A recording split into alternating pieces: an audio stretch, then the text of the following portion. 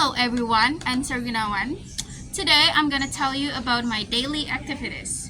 So, every weekday, I will wake up at 6:30 at every morning. Then, I left my bedroom and boiled the water for a shower.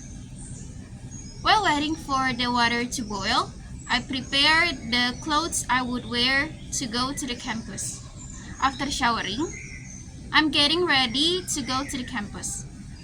I go to campus and usually spend half of my day on campus.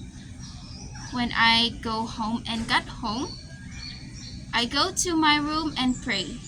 After that, I lay down in my bed for a while. Afterwards, I made afternoon tea for both my parents and play with my dogs and nephew. Then, I take a shower.